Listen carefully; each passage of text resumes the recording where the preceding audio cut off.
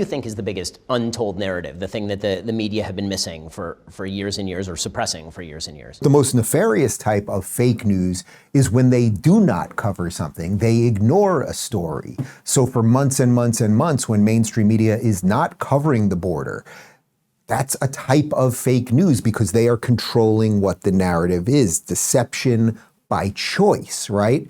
That's a really, really interesting concept. They're deciding what people can pay attention to.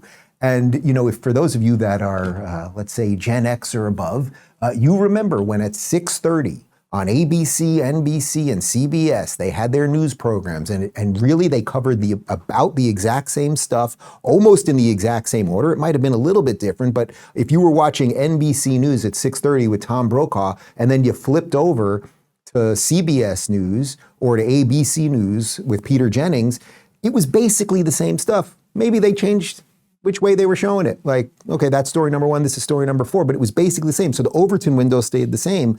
It was sort of like this, and then everybody in the country kind of believed the same stuff.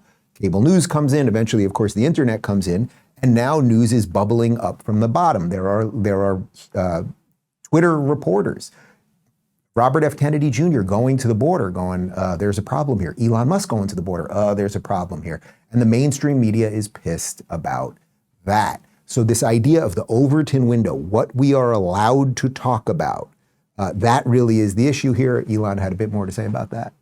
What do you think is the biggest untold narrative, the thing that the media have been missing for years and years, or suppressing for years and years? Well, there's a few things, but I've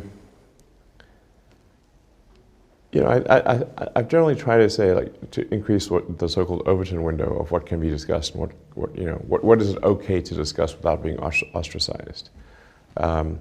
Certainly, attacking DEI would have been ostracized before, not anymore. Anything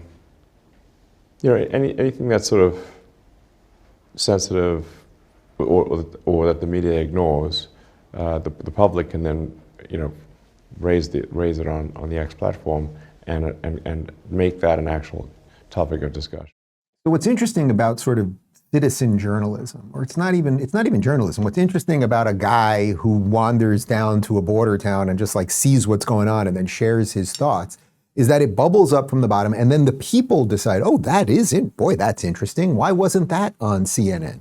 So this leads us to the question, so what is being discussed on X, Twitter, and say on Rumble and Locals and places like that is basically being completely ignored by mainstream media, or mainstream media is just getting to it really late, right? Mainstream media is kind of covering the border stuff now because they cannot ignore it anymore. It makes them look completely complicit and or ridiculous.